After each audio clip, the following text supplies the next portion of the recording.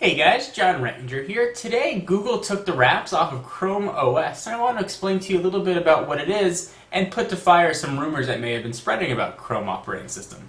So first, Chrome OS and Chrome the Internet browser are two distinct properties. Think of it like Internet Explorer on your PC and using Microsoft Windows as your operating system. Two distinct products. Chrome OS and Chrome browser, while they share the same Chrome name, are two distinct products. Chrome browser is just a fast internet browser that you can use on PCs and soon to be released publicly on Macs. And Chrome OS is a complete operating system that's going to be coming sometime early next year. Google just unveiled bits and pieces of it today, not even a beta or an alpha build, just sort of peeled back the curtain just a little bit. So let's talk about Chrome OS and what's new and neat about it, some things that you might be looking forward to. So one of the things about Chrome OS is that nothing is stored on your computer. It is a completely cloud-based operating system. And what that term cloud-based means, it just means all your files are stored on a network server. So think of it like if you're using Google Documents, for example, which is obviously going to be very heavy into Chrome OS. Those documents aren't actually stored on your computer, they're stored somewhere else. Or if you use Gmail and you log into your Gmail all the time, those aren't stored on your computer, those are stored on Google servers. This is going to be in much the same way. So if you've got a friend running Chrome OS and you're running Chrome OS, all you're going to need to do is just type in your username and password on his or her computer, and you're going to see your full desktop with all of your applications, settings, files, and folders. So it's a very minimalistic operating system. It's not as full-featured as Linux, Windows, or OS X.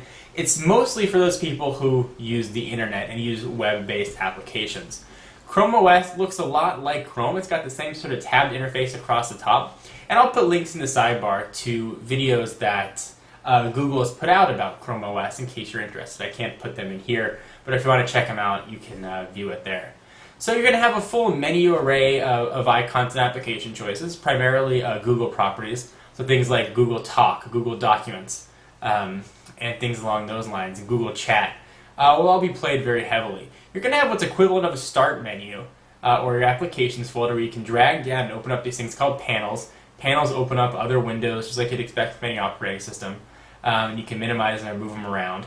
But essentially what you're working with is a browser with applications running on top of it. And they're all web-based applications running on top of it. So think about back when the iPhone was first released and Apple was relying heavily on web apps. This is sort of the same thing. There aren't any native applications that are going to be downloaded or installed on your computer. Everything is going to be installed to this cloud. So, but let's say you've got a digital camera or something, for example, and you want to pull some of your pictures off it while you're using Chrome OS and email them off to a friend, or even make some edits on Picasa or Facebook.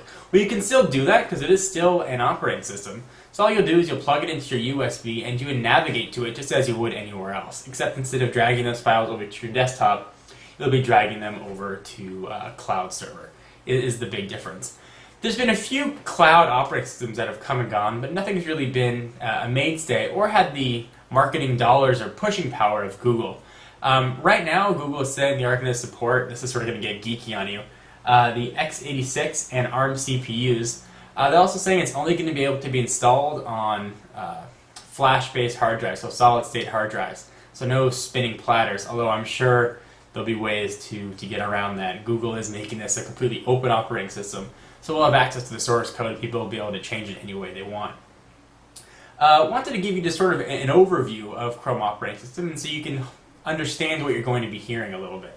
It's a web browser with applications built on top of it. When you're using it, it looks just like Chrome with a little bit of a tab to the upper left-hand corner with some of your applications.